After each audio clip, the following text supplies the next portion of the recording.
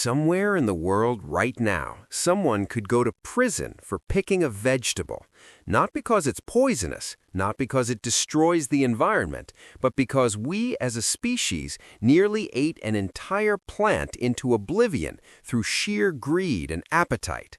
I'm Wyatt, and on Nature's Forgotten World, we uncover the stories of the foods that shaped history. Today, we're talking about a plant so prized, so desperately wanted, and so completely forgotten that it became a protected species by law. Before we dive into this incredible journey, please hit that like button and subscribe to Nature's Forgotten World. Your support helps us keep uncovering these amazing stories. Walk into any supermarket today, any Kroger, any Whole Foods, any farmer's market, and you won't find it. This wasn't always the case. For centuries, this single plant graced the most important dinner tables in history. Presidents ate it, royalty feasted on it. The founding fathers of America grew it in their personal gardens. It was the ultimate status symbol, the vegetable that announced your wealth and your power. Yet today, most people have never even heard of it, let alone tasted it. This is the story of sea kale, or as scientists call it, Cranberry maritima. And if you're enjoying learning about these forgotten foods, please share this video with someone who loves gardening or history.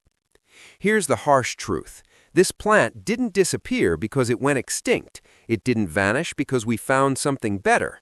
It disappeared because it broke one of the most fundamental rules of modern industrial agriculture. This plant refuses to be automated. It demands special conditions to become its best self. It insists on darkness to develop its sweet, tender shoots. And most importantly, it requires human hands to harvest it properly. We traded away something genuinely extraordinary, a plant that thrives in salt water and harsh coastal conditions, for something ordinary and convenient. We gave up flavor, nutrition, and history for the sake of speed and efficiency. And that, my friends, is a trade-off we should deeply regret. Let's travel back in time to understand just how valuable this plant once was. In 1809, a man named Marcus Webb, one of America's most famous gardeners and thinkers, carefully documented the planting of sea kale at his Virginia estate. He didn't treat this like any ordinary vegetable. He treated it like a treasure. Marcus employed specific and demanding techniques to blanch the shoots, carefully recreating the harsh conditions of the wild coastline to produce the perfect harvest. He wrote extensively about his methods. He shared his knowledge with other gardeners. He considered sea kale one of the finest, most distinguished vegetables that any serious garden could possibly produce. This wasn't casual gardening. This was deliberate cultivation of something he recognized as genuinely special. While Marcus was carefully tending his precious plants thousands of miles away, something entirely different was happening across the Atlantic in Great Britain. The era was one of elegance and excess, the Regency period, and sea kale had become the ultimate status symbol among the British upper classes. The trend didn't start with common people. It began at the very top of society, driven by the Prince Regent himself.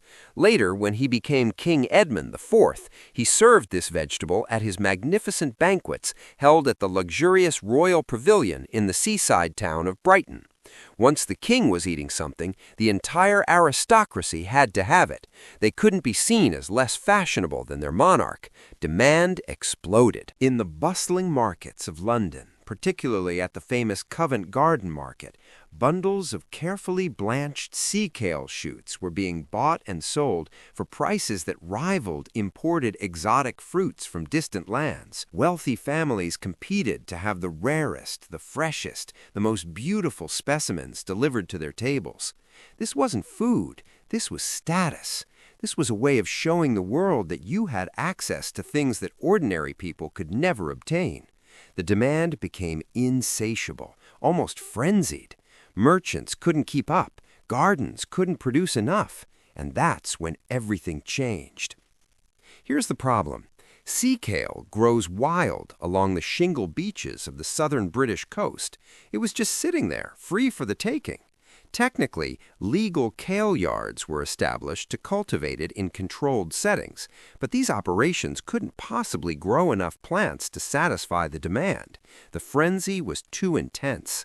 So people turned to the wild. Under the cover of darkness, organized groups of poachers would descend on the beaches of Sussex and Hampshire. But they weren't just casually picking a few stems here and there.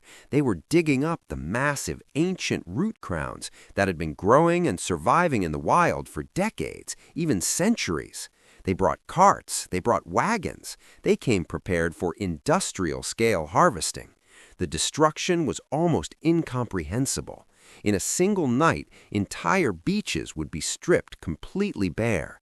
The poachers would pull up hundreds of root systems, load them onto their carts, and haul them off to London to sell to wealthy merchants and aristocrats. The coastline was being devastated. The wild populations were collapsing.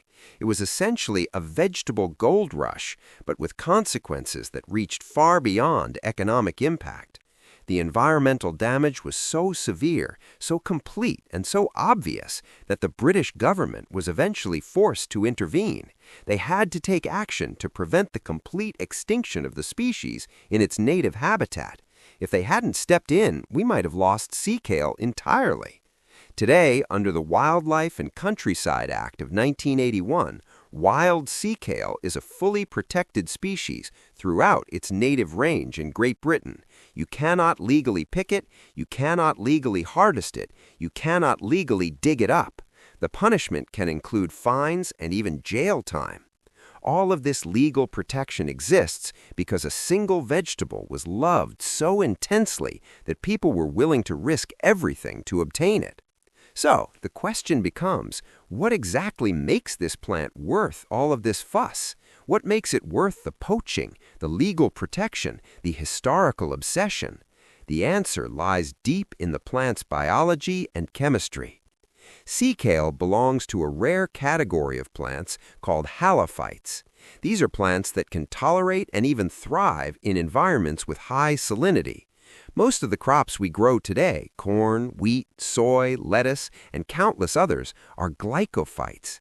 If you water them with salt water, they die almost immediately. Their cells collapse and rupture. They cannot handle the ionic stress.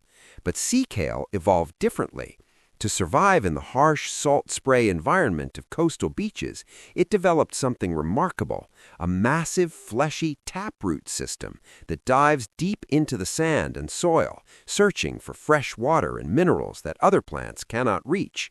Because the plant lives in a constant state of salt stress, it developed a sophisticated defense mechanism. The plant creates potent antioxidant compounds specifically designed to protect its own cells from oxidative damage caused by that constant salt stress. When you eat the plant, you're consuming those protective compounds. You're getting the benefit of millions of years of evolutionary adaptation. Let's look at the actual numbers, because this is where things get truly impressive. The modern orange is marketed as the ultimate source of vitamin C. It's the fruit everyone thinks of when they think of immune support. A standard commercial orange delivers approximately 53 milligrams of vitamin C per 100 grams of fruit. Sea kale shoots don't just match that number, they completely obliterate it. Analysis shows they contain approximately 130 milligrams of vitamin C per 100 grams. That's nearly 2.5 times the vitamin C content of an orange. And here's something remarkable. This plant is ready to harvest in late winter and early spring, which is exactly when humans historically needed immune support the most. Before we had oranges shipped from Florida and Spain and South Africa, people had sea kale emerging from the ground just when their winter stores were running low and their immune systems needed a boost. It was natural timing, perfect timing, like the plant was designed to meet human needs at exactly the right moment of the year. But the nutritional story doesn't stop there. Sea kale is a brassica, which means it's related to broccoli, kale, Brussels sprouts, and cabbage. Because of this family connection, it's loaded with glucosinolates, and specifically a compound called glucoraphanin. When you chew the plant, an enzyme reaction converts this glucoraphanin into sulforaphane, which is a powerhouse molecule that has been extensively studied by scientists for its remarkable ability to seek out and destroy cancer cells in the body. This isn't marketing hype. This is real science, published in peer-reviewed journals. The standard commercial broccoli contains an average of 50 to 60 milligrams of glucosinolates per 100 grams. But here's the thing. Modern commercial broccoli is often diluted in its nutrient content by the rapid, artificial growth encouraged by heavy irrigation and controlled environments. Sea kale, forged and hardened by the stress of the coastal environment, packs a much heavier punch. Concentrations often exceed 100 milligrams per 100 grams. We're talking about double the defensive capability compared to the standard grocery store broccoli you buy today, and that's not counting the other beneficial compounds in the plant. As a bonus, it carries a unique flavor profile that combines hazelnut and cream, something you won't find in any modern supermarket vegetable. It's truly something special, something that reminds us what real food can taste like when it's been allowed to develop naturally, to face challenges, and to evolve its own defenses. If sea kale is genuinely superior in nutrition, if it's superior in flavor, if it has this incredible history, then why did it completely disappear from American and European gardens? Why are we eating flavorless, watery asparagus instead? Why did we abandon it? The villain in this story isn't a person or a company. It's a concept called forcing. In the wild, sea kale is naturally blanched by the shifting sands of the beach. The wind blows sand over the emerging crowns in the spring, blocking the sunlight from reaching the tender new shoots. The plant pushes up through this darkness, and because it cannot photosynthesize without light, the stalks remain pearly white, tender, and incredibly sweet. The moment the sun hits them, they turn green, tough, and bitter.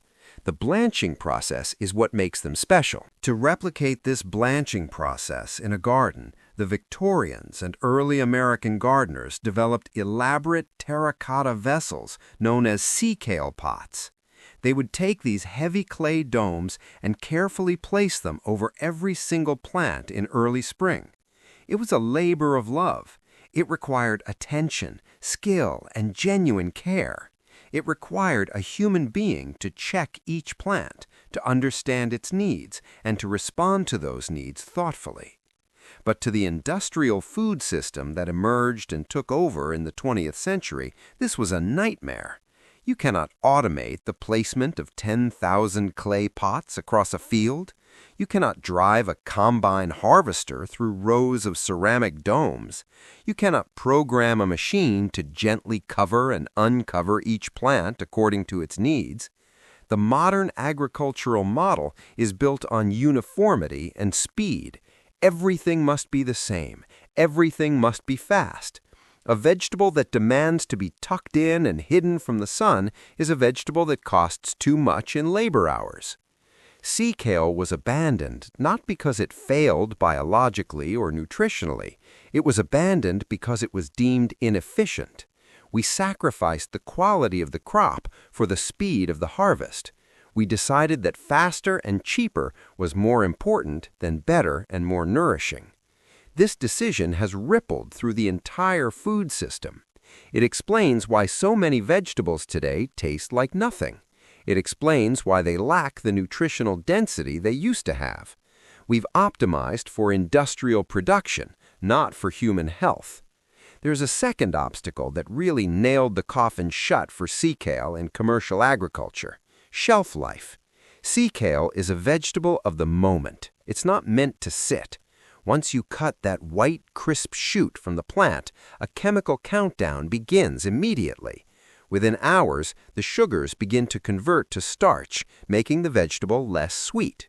Within a few days, the crispness fades into a rubbery toughness. The texture becomes unpleasant. The flavor deteriorates.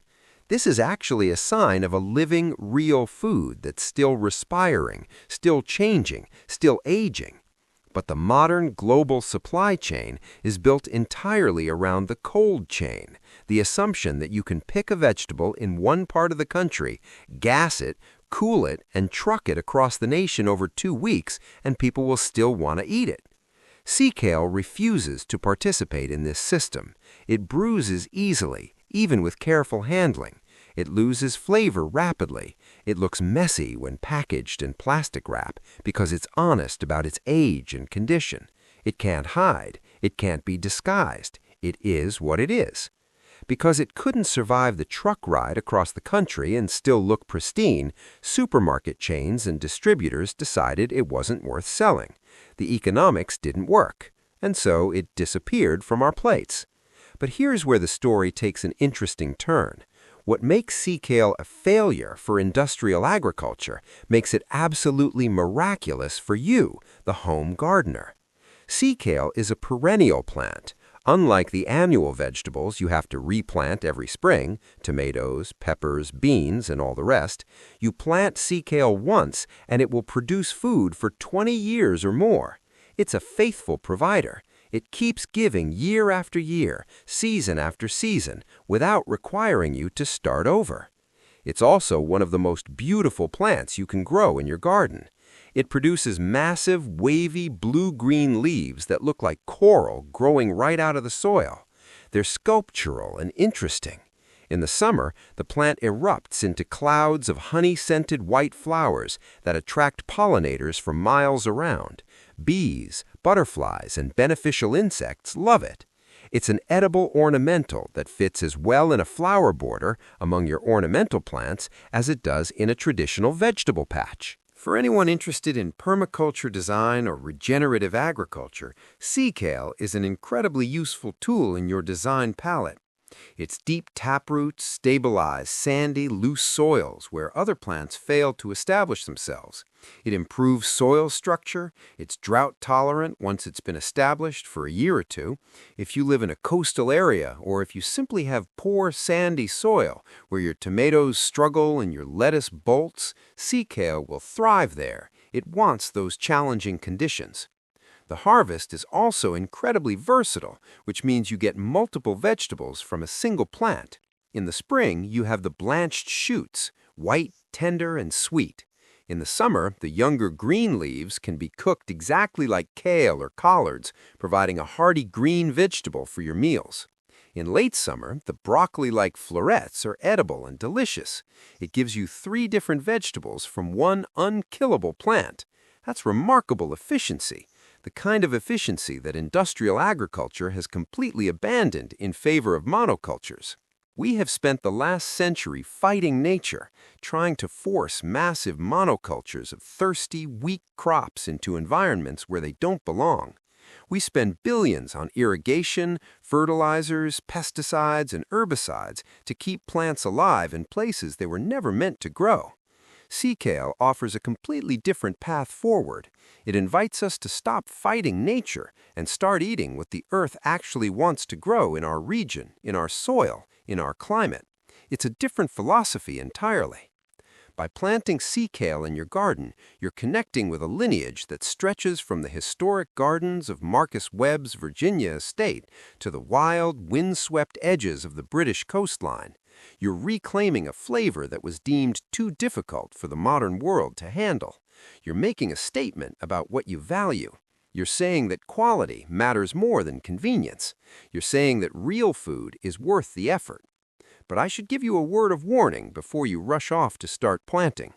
You won't find sea kale seeds at big box hardware stores or typical garden centers. The seed companies decided long ago that it wasn't profitable enough to carry. To get seeds, you'll need to seek out specialized heirloom providers and rare seed catalogs that focus on preserving forgotten varieties. These small seed companies are the ones keeping these plants alive. And while sea kale is a halophyte that loves salt water, you don't need to salt your garden to grow it successfully. It simply demands excellent drainage. Give it sand, give it sun, and it will give you a lifetime of food and beauty. Find a sandy spot in your garden, get some seeds from an heirloom provider, plant the vegetable that was once too dangerous to pick. Start your own connection to this incredible history.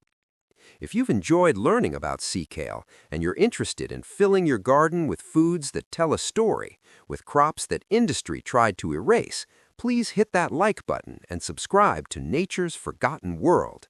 Leave a comment below telling us what forgotten foods you want to learn about next. Share this video with your gardening friends. The best way to fight an industrial system focused on profit over nutrition is to grow your own food, to make your own choices, and to reclaim the flavors and varieties that were stolen from us. We have more forgotten harvests to uncover, more lost foods to celebrate, and more reasons to believe that the past holds answers for our future.